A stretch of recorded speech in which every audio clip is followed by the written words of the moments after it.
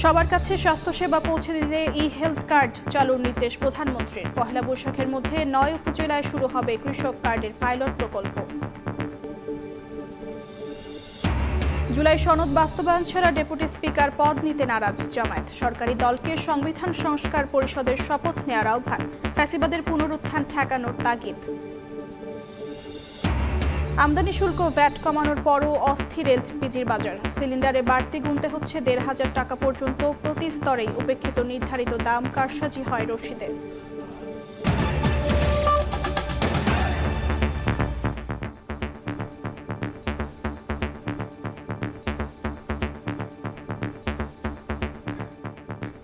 সকালের সময়ের সঙ্গে আছি আমি অর্জিতা শেহজিন।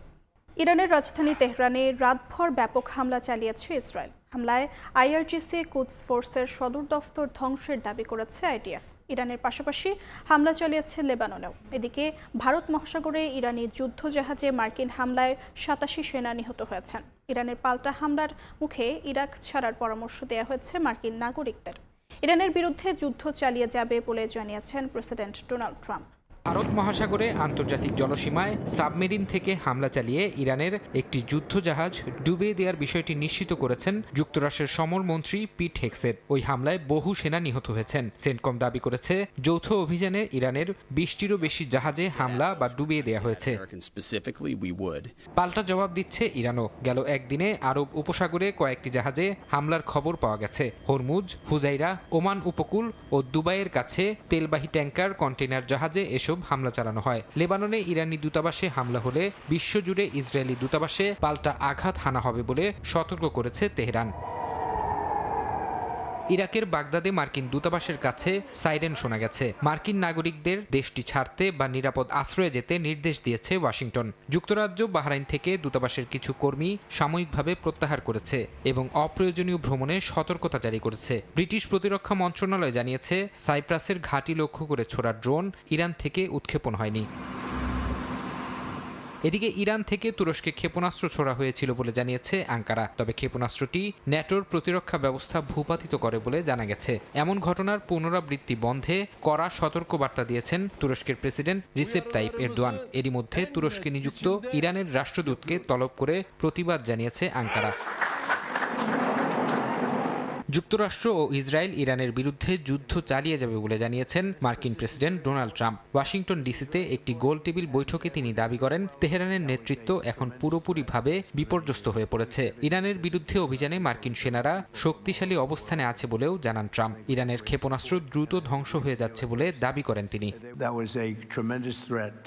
যুদ্ধের ময়দানে আমরা খুব ভালো করছি। ৪৭ বছর ধরে ইরান আমাদের মানুষ মারছে, সারা বিশ্বে মানুষকে হত্যা করছে। আমরা যদি আগে হামলা না করতাম তবে তারা ইসরায়েলের উপর হামলা চালাতো এবং সুযোগ পেলে আমাদের উপরও আঘাত হানতো। আমরা এখন খুব শক্তিশালী অবস্থানে আছি এবং তাদের নেতৃত্ব দ্রুত শেষ হয়ে যাচ্ছে। যেই নেতা হতে চাইছে বলে মনে হচ্ছে তাদের পরিণতি হচ্ছে মৃত্যু।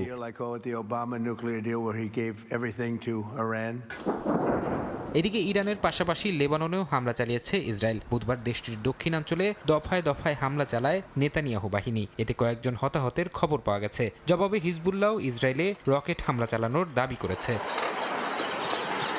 ফারহাদ চৌধুরী, সময় সংবাদ। ইরান কূটনীতির মাধ্যমে সংঘাত এড়ানোর চেষ্টা করেছিল। তবে যুক্তরাষ্ট্র ও ইসরায়েলের হামলার পর পাল্টা আঘাত ছাড়া কোনো পথ খোলা ছিল না বলে মন্তব্য করেছেন ইরানের প্রেসিডেন্ট। মধ্যপ্রাচ্যের দেশগুলোর প্রতি ইরানের শ্রদ্ধাশীল অবস্থানের কথাও জানান তিনি। এদিকে হোয়াইট হাউস বলছে হামলার আগে ইরানকে বেশ কিছু প্রস্তাব দিয়েছিল যুক্তরাষ্ট্র, কিন্তু তেহরান প্রত্যাখ্যান করায় অভিযান চালানো হয় দেশটিতে। অন্যদিকে চলমান সংঘাতে ইরানের বিরুদ্ধে হামলা অংশ নেবে না বলে জানিয়েছে সাফ জার্মানি। গেল শনিবার ইরানে যৌথ হামলা চালায় যুক্তরাষ্ট্র ইসরায়েল। এর জেরে মধ্যপ্রাচ্যের মার্কিন ঘাঁটিগুলোতে পাল্টা আঘাতের পথ বেছে নেয় তেহরান। ইরানের প্রেসিডেন্ট মাসুদ পেজেশকিয়ান জানিয়েছেন তেহরান কূটনীতির মাধ্যমে সংঘাত এড়াতে চেয়েছিল, কিন্তু ওয়াশিংটন ও তেল আবিবের হামলার পর তাদের সামনে আর কোনো পথ খোলা ছিল না। মার্কিন প্রেসিডেন্ট ডোনাল্ড ট্রাম্পের নির্দেশে শুরু হওয়া অপারেশন এপিক ফিউরি নিয়ে বিশ্বজুড়ে তোলপাড় চলছে। বুধবার হোয়াইট হাউসের প্রেস ব্রিফিংয়েও ইরানের হামলা ও মধ্যপ্রাচ্য ইস্যুতে আলোচনা হয়। প্রেস সচিব ক্যারোলাইন লেভিট দাবি করেছেন, ইরান হামলা করতে পারে, ট্রাম্পের এমন অনুভূতির ভিত্তিতেই দেশটিতে আগাম হামলা চালানো হয়েছে। লেভিট আরও দাবি করেছেন, ইরানের ওপর হামলা চালানোর আগে ট্রাম্প প্রশাসন তেহরানকে কয়েকটি প্রস্তাব দিয়েছিল, যার মধ্যে ছিল ইরানের ওপর থেকে সব কঠোর নিষেধাজ্ঞা প্রত্যাহার, শান্তিপূর্ণ ব্যবহারের জন্য পারমাণবিক জ্বালানি সরবরাহ এবং মার্কিন বিনিয়োগে একটি যৌথ বেসামরিক পারমাণবিক কর্মসূচি চালু করা। তবে বিনিময়ে ইরানকে তাদের ইউরেনিয়াম সমৃদ্ধকরণ অবকাঠামো স্থায়ীভাবে ধ্বংস করার শর্ত দেয়া হয়। লেভিটের দাবি, ইরান এই প্রস্তাব প্রত্যাখ্যান করার কারণেই দেশটির ওপর অভিযান চালায় যুক্তরাষ্ট্র। লেভিট আরও জানান, ইসরায়েলি প্রধানমন্ত্রী বিনিয়ামিন নেতানিয়াহুর দেয়া তথ্যের ভিত্তিতেই খামেনির অবস্থান শনাক্ত করে হামলার সময় নির্ধারণ করা হয়েছিল। সর্বোচ্চ নেতার মৃত্যুর পর ইরানের নেতৃত্বের শূন্যতা ও উত্তরাধিকারী নিয়ে মার্কিন গোয়েন্দা সংস্থাগুলো কড়া নজর রাখছে বলেও জানান তিনি। মধ্যপ্রাচ্যের বর্তমান পরিস্থিতিতে সতর্ক অবস্থানে রয়েছে ইউরোপীয় দেশগুলো। জার্মান প্রতিরক্ষা মন্ত্রী সাফ জানিয়েছেন, জার্মানি এই সংঘাতের কোনো পক্ষ নয় এবং তাদের সেনাবাহিনী এতে অংশ নেবে না। কেবল সামরিক শক্তি ব্যবহার করে এই সংকটের সমাধান করা সম্ভব নয় বলেও মন্তব্য তার। ফারহাদ চৌধুরী, সময় সংবাদ। দুবাইয়ে আটকে পড়া বাংলাদেশিদের নিয়ে ঢাকায় পৌঁছেছে ইউএস বাংলা এয়ারলাইন্সের বিশেষ ফ্লাইট। এই মুহূর্তে শাহজালাল আন্তর্জাতিক বিমানবন্দরে আছেন সহকর্মী রায়দুল ইসলাম শুভ। সরাসরি যাচ্ছি তার কাছে।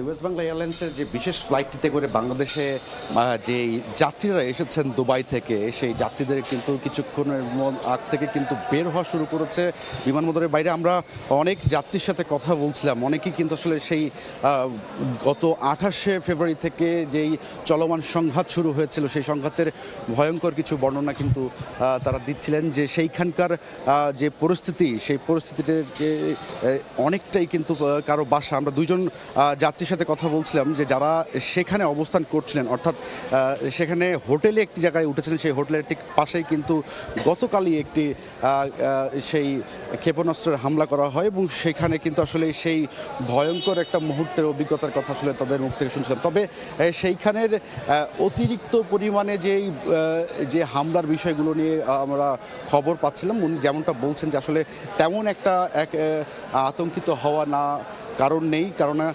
বিশেষভাবে যেহেতু কিছুটা আকাশপথের যেই সাময়িক বন্ধ রাখা হয়েছিল তা নতুনভাবে শুরু হওয়ার কারণে আসলে যাত্রীরা যে আটকে ছিলেন তারা কিন্তু এখন দেশে ফিরতে পেরেছে। অনেকেই আসলে দেশে ফিরতে পেরে স্বস্তির যেই শ্বাস, সেই শ্বাসটাও কিন্তু ফেলেছেন। আমরা জানি যে 28 জন ইউএস বাংলা এয়ারলাইন্সের যারা ক্রু ছিলেন তাদেরকে কিন্তু আমরা অল্প কিছুক্ষণ আগেই এই বেরোতে দেখেছি।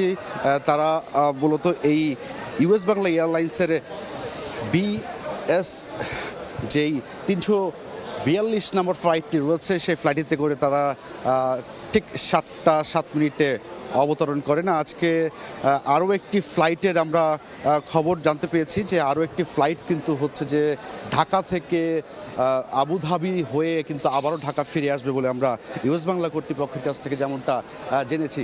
তবে সার্বিক পরিস্থিতির কথা যদি বলতে চাই, যে এই ইউএস বাংলা এয়ারলাইন্সের যে বিশেষ দুটি ফ্লাইটের ব্যবস্থা করা হয়েছিল, সেই ফ্লাইটটি সেই সকালেই কিন্তু অবতরণের মধ্যে দিয়ে যে যাত্রীরা কি আটকা পড়া ছিলেন, যাদের আসলে 28 তারিখ, 1 তারিখ, 2 বা 3 নানান সময়ে যে ফ্লাইটের টিকিট কাটা হয়েছিল, সেই সকল যাত্রীগুলো এবং বিমান বাংলাদেশ এয়ারলাইন্সের যে বিমানটি, সে বিমানটি যাত্রা না করতে পারায় যে ক্রুরা আটকে পড়েছিলেন, সেই ক্রুদের করে এই ইউএস বাংলা এয়ারলাইন্সের যে বিমান, সেই বিমানটিতে করে নিয়ে আসা হয়েছে। তো সব কিছু মিলিয়ে এই ছিল আমার কাছে সবশেষ। যুক্ত ছিলাম শাহজালাল আন্তর্জাতিক বিমানবন্দরে। জনগণের তোরগোড়ায় স্বাস্থ্যসেবা পৌঁছে দিতে ই-হেলথ কার্ড চালু করতে যাচ্ছে সরকার।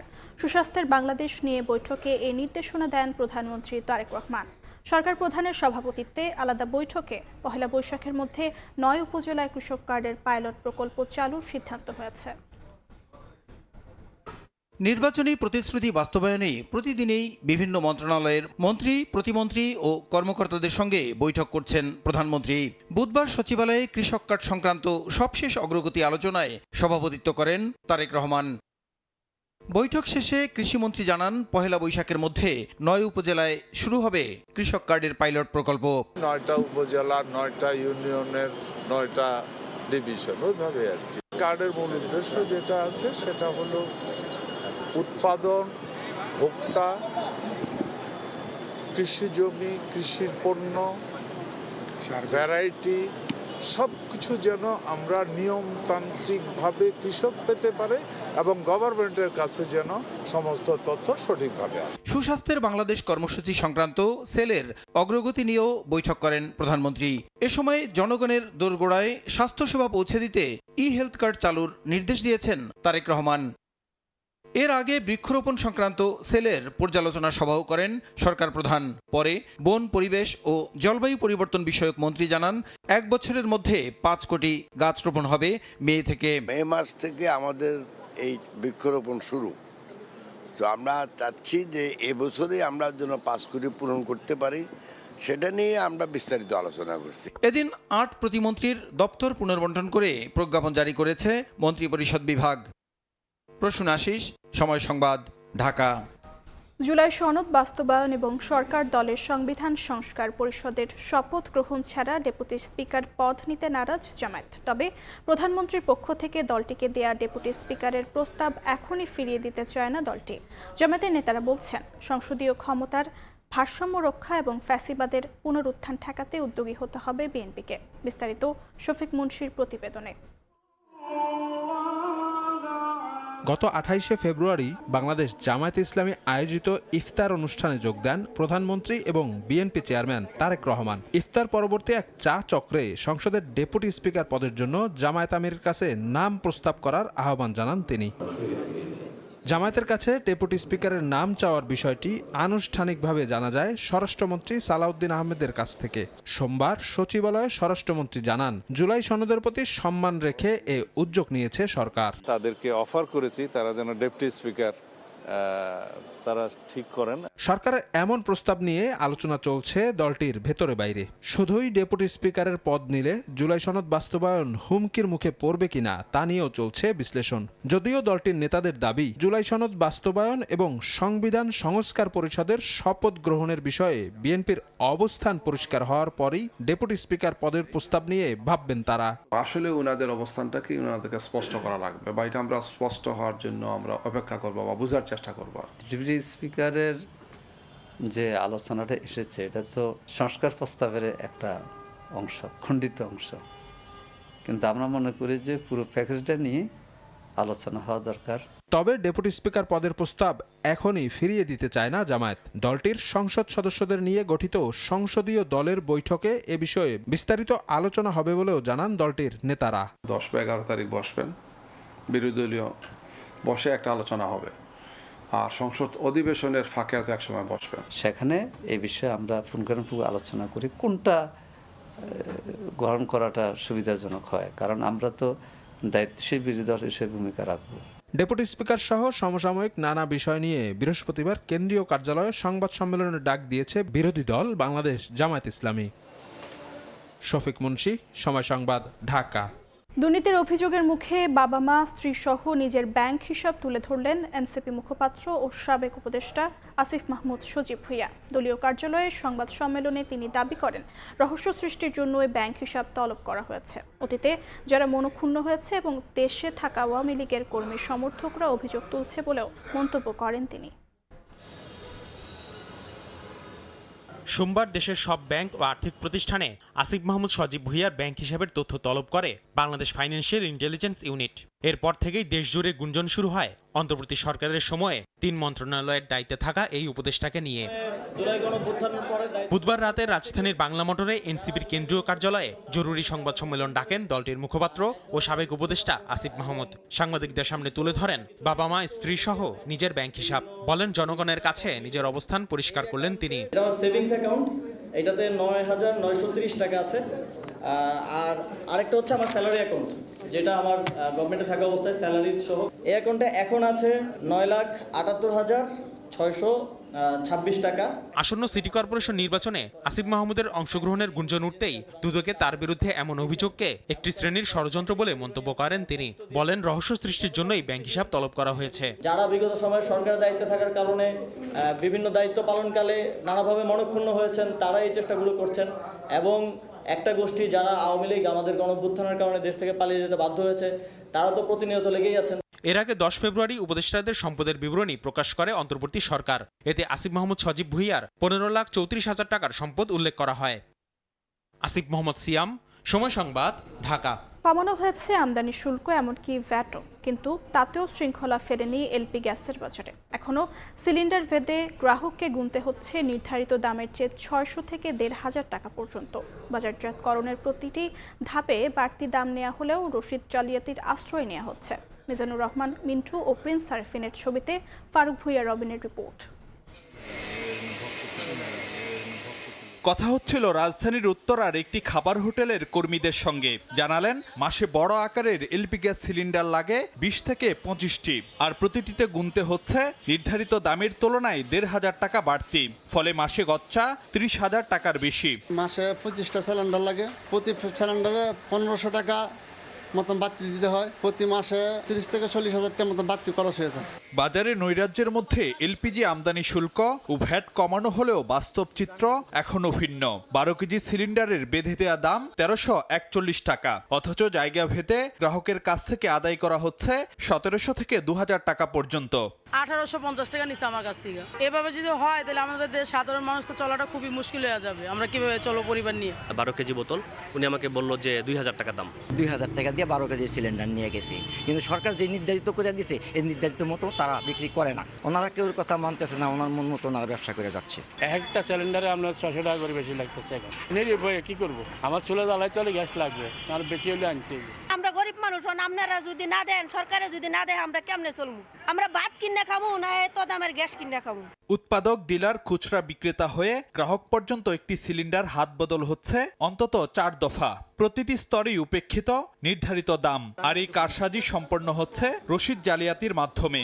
আমাদের বেশি দামে কিনতে হয়, ডিলার সরকার যে রেট দিচ্ছে তার থেকে 100 টাকা বেশি কিনতে হয়। আপনাদের কোনো কাগজপত্র কিচ্ছু দেয় না। বর্তমান দাম বাড়ার পর থেকে আর এগুলো দিচ্ছে না। ডিলারে যে নিতে আছে আপনার ধরেন 1500, 1550, 1600। আপনাদের কাছে কি এটা রিসিট আছে? রিসিট তো দেয় না। আর সরকার যে রেটটা ঘোষণা করতেছে কনজিউমারকে দেওয়ার জন্য, তারা সেই কোম্পানি এই রেটটা আমাদের কাছ থেকে ডিলারদের কাছ থেকে নিতেছে। ওভার যে টাকাটা না সেটা লেখে না তারা। দাম নিয়ে নৈরাজ্যের এই দায় বরাবরই এড়িয়ে যান এলপি গ্যাস আমদানিকারকরা। যারা লাইসেন্সিং ওনারা কিন্তু বিআরসি যে নির্ধারিত মূল্য তার বেশি দামে বিক্রি করেন না, কিন্তু এখানে রিটেল পয়েন্টে এই মূল্যটা আরো বেশি বাড়ছে, ভোক্তারা ফলে বেশি দামে কিনতে বাধ্য হচ্ছেন। অন্যদিকে লোকবল ঘাটতি সহ নিজেদের সীমাবদ্ধতা তুলে ধরছে নিয়ন্ত্রক সংস্থা বিআরসি। সংস্থাটির চেয়ারম্যানের ভাষ্য, নজরদারি বাড়াতে মাঠ প্রশাসনকে সক্রিয় করার পদক্ষেপ নেওয়া হচ্ছে। আমাদের তো লিমিটেশন আছে, আপনি জানেন। আমরা ওই জেলা প্রশাসনকে পুনরায় ব্যবহার করব। এলপিজির বিষয়ে 64 জেলা প্রশাসনকে আমরা চিঠি দিচ্ছি। বিশেষজ্ঞরা মনে করেন কেবল দাম নির্ধারণই নয়, ভোক্তা স্বার্থ রক্ষায় বাজার তদারকির বিকল্প নেই। এলপি গ্যাস আমদানিতে শুল্ক কমানোয় সরকারের রাজস্ব কিছুটা কমেছে বটে, কিন্তু তাতেও খুব একটা লাভ হয়নি সাধারণ গ্রাহকদের। এমন অবস্থায় ভোক্তাদের প্রশ্ন, বাজারে শৃঙ্খলা ফেরার জন্য অপেক্ষায় থাকতে হবে আর কতদিন? ফারুক ভুঁইয়া, রবিন, সময় সংবাদ, ঢাকা। প্রত্যাশার 3 দশক পর দেশের বিমানবন্দরগুলোতে 5 ভাগের 4 ভাগই কমানো হয়েছে সারচার্জের পরিমাণ। একে টেকসই এভিয়েশন শিল্প গড়তে মাইল ফলক বলেছেন সংশ্লিষ্টরা। এয়ারলাইন্সগুলো জানায় সারচার্জ কমানোর কারণে টিকে থাকা সহজ হবে তাদের। অন্তর্বর্তী সরকারের এই সিদ্ধান্ত যুগান্তকারী পদক্ষেপ মনে করেন বিশেষজ্ঞরা। কাজল আব্দুল্লাহর রিপোর্ট। বিমানবন্দর রানওয়ে ব্যবহার, কন্ট্রোল রুম, বিমান পার্কিং ও টার্মিনাল সুবিধার ওপর বার্ষিক সারচার্জ ভারতে 12 থেকে 18%, ওমানে 10%, সিঙ্গাপুরে 8% আর পাকিস্তানে মাত্র 2%। সেখানে বাংলাদেশে এই সারচার্জ ছিল 72%। এই উচ্চ সারচার্জের কারণে দেশীয় বেসরকারি এয়ারলাইন্সগুলো পরে আর্থিক সংকটে এবং বন্ধ হয়ে যায় কয়েকটি এয়ার সংস্থা। কিন্তু বছরের পর বছর ধরে এই চার্জ কমানোর দাবি থাকলেও গুরুত্ব দেয়নি কোনো রাজনৈতিক সরকার। 2026 সালে বিষয়টি আমলে নেয় অন্তর্বর্তী সরকার। বিমান মন্ত্রণালয় বিধিমালা সংশোধনের মাধ্যমে দেশের 7টি বিমানবন্দর ব্যবহারে এক ধাপে 72% থেকে কমিয়ে সারচার্জ করা হয় 14.25%, যা নিজেদের সক্ষমতা বাড়াবে বলে জানায় এয়ারলাইন্সগুলো। গত 29 বছর ধরে এটা আমাদের অনেকটা আন্দোলনের মতো ছিল, যে আমরা আসলে সব গভর্নমেন্টের কাছে আমরা আসলে দাবি করেছিলাম যে আমাদের সারচার্জটা রিডিউস করা হোক, বাট বিগত সময়ের সরকারগুলো আসলে আমি বলবো যে এয়ারলাইন্সের দিকে আসলে কথা শোনেন না কিংবা কর্ণপাত করেন নাই, বাট ইন্টারিম গভর্নমেন্ট সেই সুযোগটা দিয়েছে। সারচার্জ করার ফলে যে বন্ধ হওয়ার যে প্রবাবিলিটি থাকে সেইটা আসলে রিডিউস হয়ে যাবে। সাস্টেনেবিলিটিটা আসলে বেড়ে গেল এয়ারলাইন্সগুলোর। মূলত বিমানবন্দর ব্যবহারের চার্জ বকেয়া রাখলে প্রতি মাসে অতিরিক্ত অর্থ গুনতে হতো 6%, বছর শেষে হিসেবের খাতায় যোগ হতো 72%। বিশেষজ্ঞরা জানান এভিয়েশন শিল্প সম্প্রসারণে বড় বাধা ছিল তুলনামূলক বাড়তি এই অর্থ। এভিয়েশন ইন্ডাস্ট্রি অনেক বড় বড় এয়ারলাইন্স জিএমজি বা ইউনাইটেড, তারপর রিজেন্ট এয়ারওয়েজ যারা বন্ধ হয়ে গেছে, এবং এটা বন্ধ হওয়ার অন্যতম কারণ ছিল কিন্তু এই সারচার্জ। হ্যাঁ, বিকজ এই বিপুল পরিমাণে যে সারচার্জ হতো এটা বেশিরভাগ এয়ারলাইন্সে কিন্তু বহন করা তাদের জন্য মানে অত্যন্ত ঝুঁকিপূর্ণ বা তারা করতে পারে না। এইটা আমাদের দেশের বিমান চলাচলের ইতিহাসে একটা অত্যন্ত গুরুত্বপূর্ণ মাইল ফলক হিসাবে বিবেচিত হবে। চলতি বছর থেকে কার্যকর হবে নতুন সিদ্ধান্ত, কিন্তু সারচার্জ কমলেও টিকিটের দামে প্রভাব পড়ার সম্ভাবনা নেই বলে জানান সংশ্লিষ্টরা। সিভিল এভিয়েশন চার্জেস কমানোর ক্ষেত্রে এয়ারলাইনগুলো একটু সচ্ছল হবে, বা সেটা আলটিমেটলি ফেয়ারের উপরে যে খুব একটা প্রভাব ফেলবে এটা আমার মনে হয় না। বেসামরিক বিমান চলাচল কর্তৃপক্ষ বেবিচকের কাছে দেশীয় বিমান সংস্থাগুলোর মোট বকেয়া দেনা 7,351 কোটি টাকা। এর মধ্যে দেরি ফি বা সারচার্জের অর্থই প্রায় 78%। কাজল আব্দুল্লাহ, সময় সংবাদ, ঢাকা। সকালের সময়ে আরও থাকছে। খুলনা সহ আশেপাশের জেলায় একের পর এক ভূমিকম্পে উদ্বেগ। ভৌগোলিক বাস্তবতায় ভবিষ্যতে বড় ঝুঁকিতে দক্ষিণ পশ্চিমাঞ্চল। ভূতাত্ত্বিক গবেষণা ও পরিকল্পিত নগরায়নের জোর।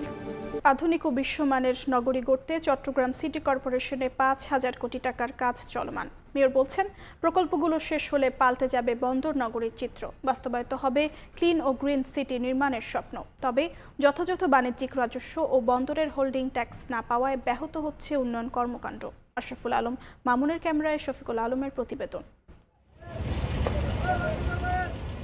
রাতে চলছে সড়কে পিচ ঢালাইয়ের কাজ। মান তদারকিতে গভীর রাতে ছুটে যাচ্ছেন মেয়র সহ সিটি কর্পোরেশনের কর্মকর্তারা। নগরীর 41টি ওয়ার্ড জুড়ে চলছে এমন কর্মযজ্ঞ। সিটি কর্পোরেশন বলছে, নগরীর 41টি ওয়ার্ডে 60টি সড়ক সংস্কারের প্রক্রিয়া চলছে। 42টি সড়কের কাজের টেন্ডার হয়েছে, বাকি 18টি চলমান। বড় সড়ক নিয়ে সন্তুষ্টি প্রকাশ করলেও অলিগলি সড়ক নিয়ে কিছুটা অসন্তোষ নগরবাসীর মধ্যে। কাজের মান ভালো, তারপর হচ্ছে প্রতিটা কাজ যেগুলো দেখতেছি গুণগত মান ভালোই করতে। মেয়র যে আছে উনি তো ভালো কাজ করতেছে, দেখতেছে যেমন ধরো এটার কাজও করতেছে। কাজের মান অবস্থা দেখতেছে যে ঢালাই চলতেছে, কাজও চলতেছে, ভালো চলতেছে সবকিছু। না, কোনো সমস্যা হচ্ছে না তো, গাড়ি তো চলতেছে, গাড়িগুলো তো সবকিছু ওকে চলে। 60টি সড়কের বাইরে প্রতিদিনই নগরীর নানা সড়ক সংস্কার, ফুটপাত, ফুটওভার ব্রিজ, বৃক্ষরোপণ ও সৌন্দর্য বর্ধন সহ নানা প্রকল্পের তদারকি ও কাজের উদ্বোধন করছেন সিটি মেয়র। প্রায় 42টি বড় বড় রাস্তা টেন্ডার হয়ে গেছে, ওয়ার্ক অর্ডার আমরা দিচ্ছি। বাকি 18টা বড় বড় রাস্তা টেন্ডার আছে, প্রায় 60টা রাস্তা। যদি এগুলো কমপ্লিট হয়ে যায় ইনশাল্লাহ চট্টগ্রাম শহরকে একটা দৃশ্যমান শহর ইনশাল্লাহ রূপান্তরিত হবে। আমাদের কার্পেটিং কাজ বাকি ছিল, আমরা এগুলো শুরু করেছি। নতুন করে আমরা প্রায় 60টা কাজের আমরা টেন্ডার করেছি, এগুলো অচিরেই আরও শুরু হবে।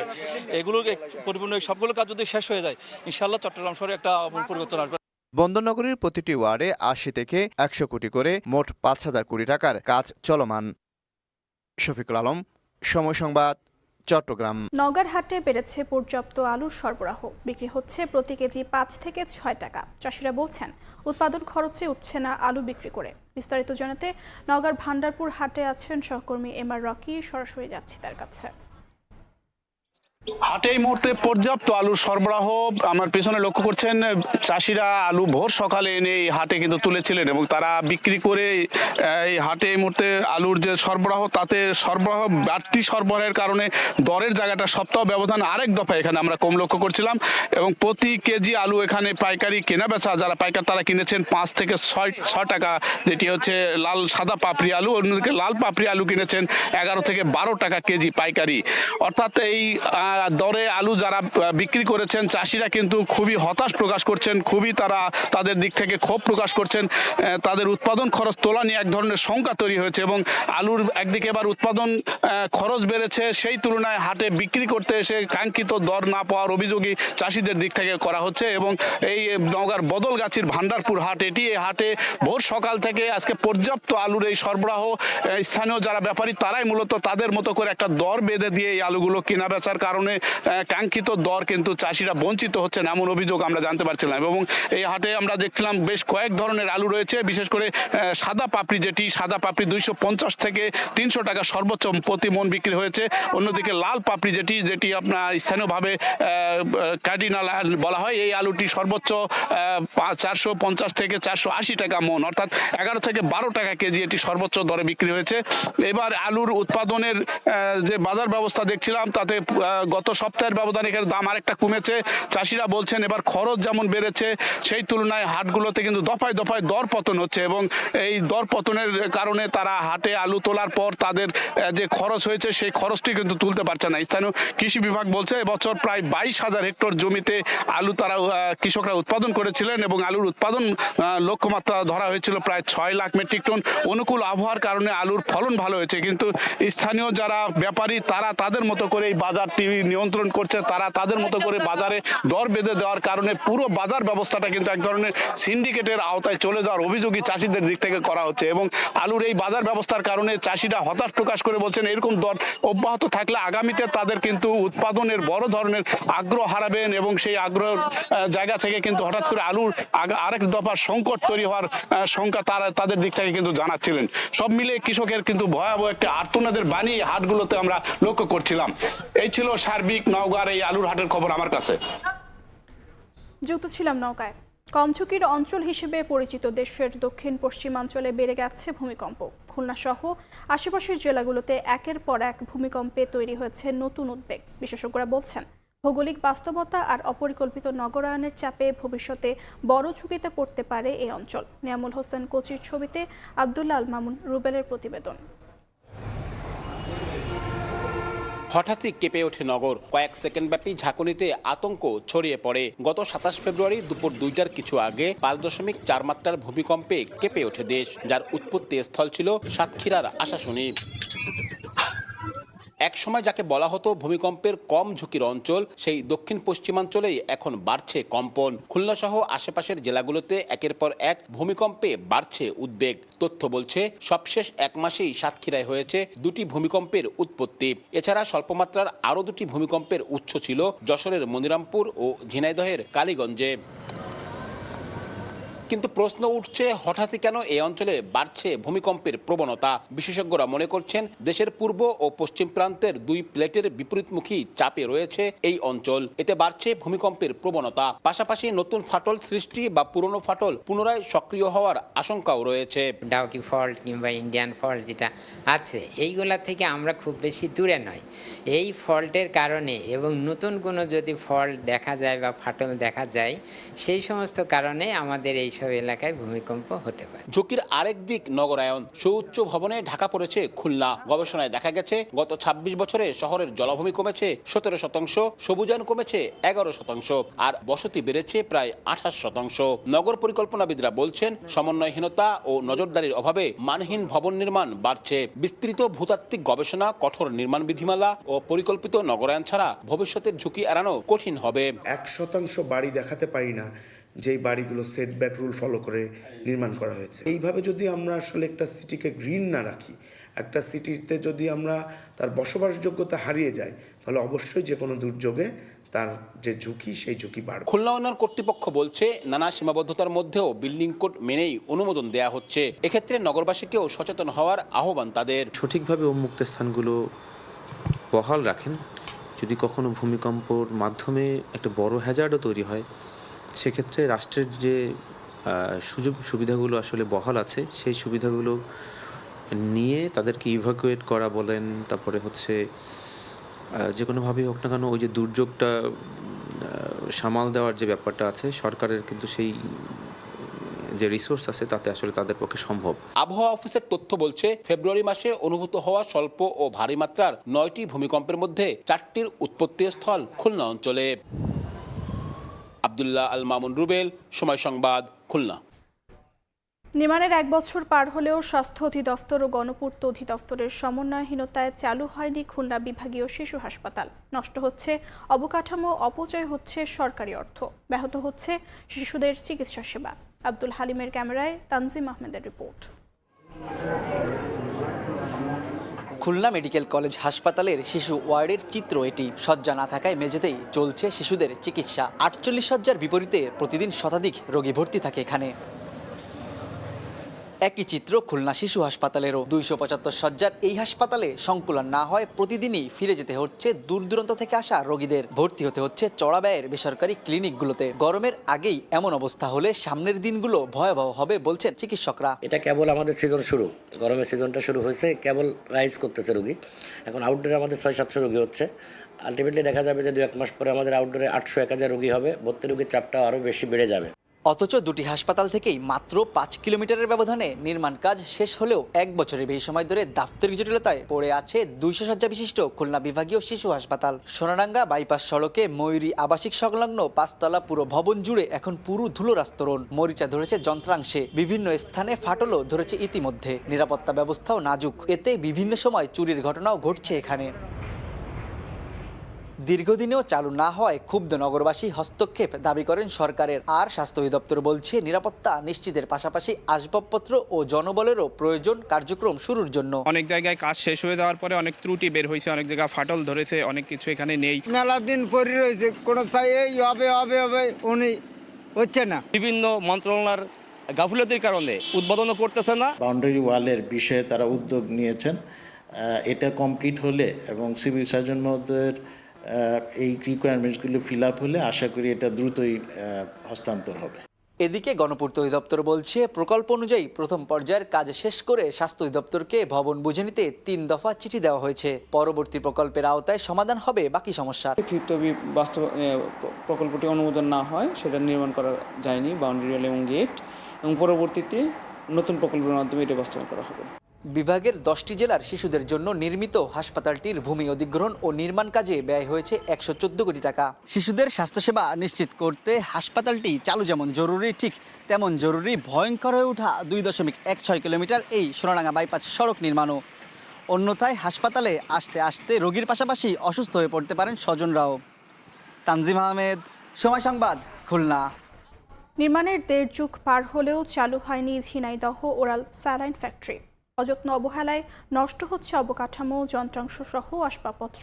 কারখানাটি চালু হলে একদিকে যেমন কর্মসংস্থানের সুযোগ হবে, অন্যদিকে খাবার স্যালাইনের সুবিধা পাবেন আশেপাশের কয়েক জেলার মানুষ। তবে স্বাস্থ্য বিভাগ বলছে বারবার চেষ্টা করেও সফল হয়নি তারা। রামিম খানের ছবিতে লোটাস রহমান সোহাগের রিপোর্ট।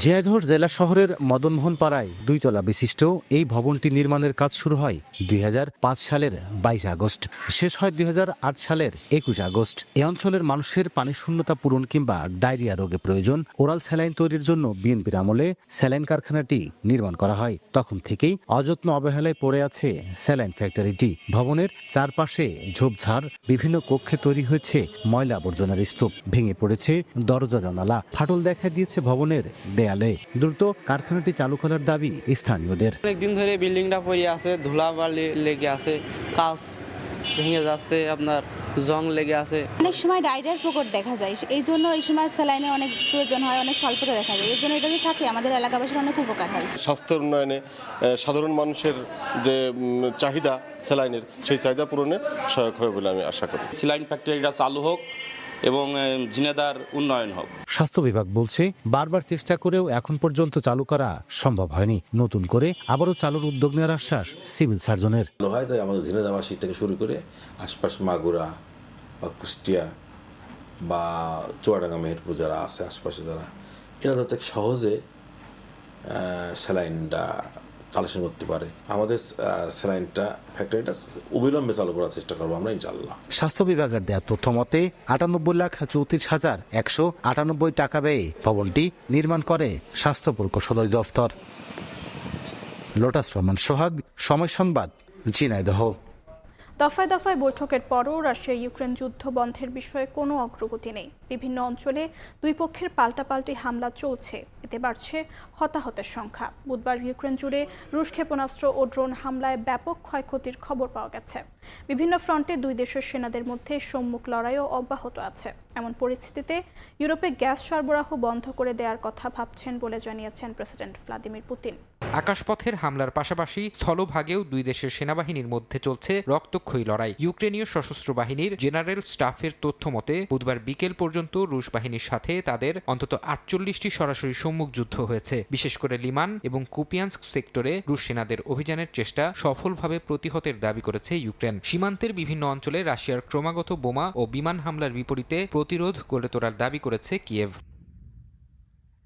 বর্তমানে রণক্ষেত্রের সবচেয়ে অস্থির ও সক্রিয় এলাকা হুলিয়াইপোল, পোক্রোভস এবং কোস্তিয়ান্তিনিভকা সেক্টর। এই অঞ্চলগুলোতে রুশ বাহিনী তাদের আক্রমণের তীব্রতা কয়েক গুণ বাড়িয়ে দিয়েছে, যার বিপরীতে অবস্থান ধরে রাখতে লড়ছে ইউক্রেনীয় সেনারা। কোনো পক্ষই 1 ইঞ্চি জমিও ছাড় দিতে নারাজ।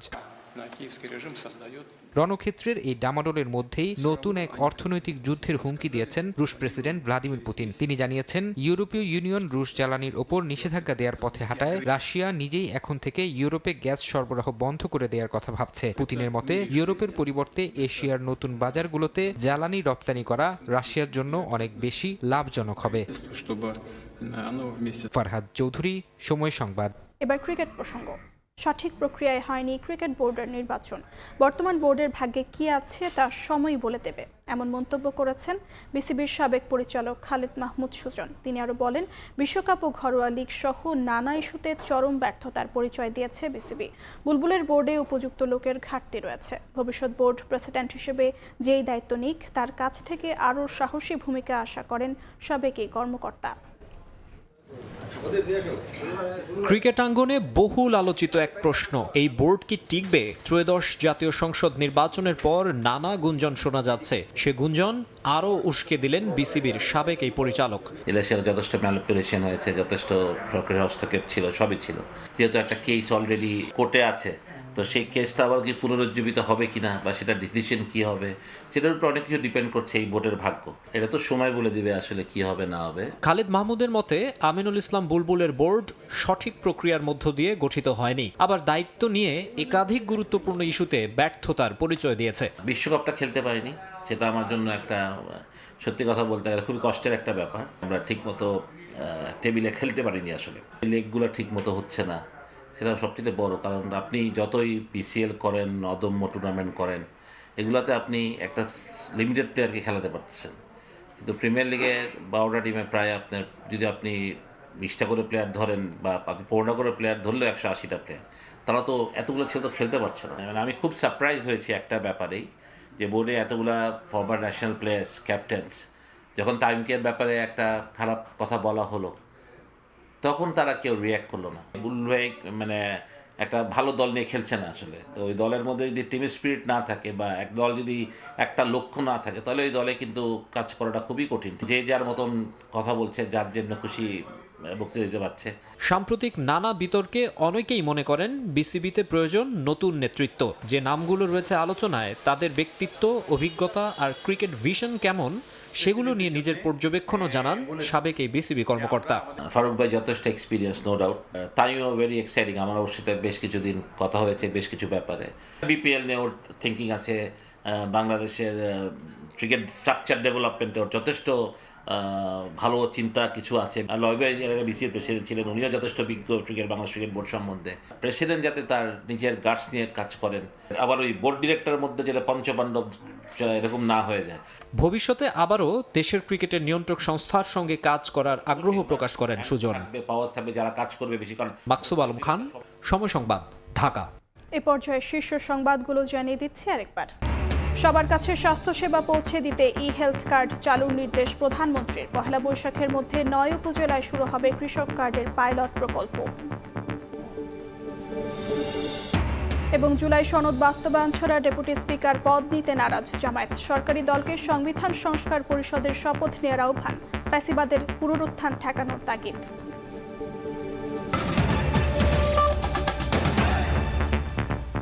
এই ছিল সকালের সময়, এরপর দেখবেন আন্তর্জাতিক সময়। সঙ্গে থাকবেন কাজল আব্দুল্লাহ। ধন্যবাদ অর্জিতা। আন্তর্জাতিক সময় নিয়ে আসছি কিছুক্ষণ পরে, সঙ্গে থাকুন সময়ের।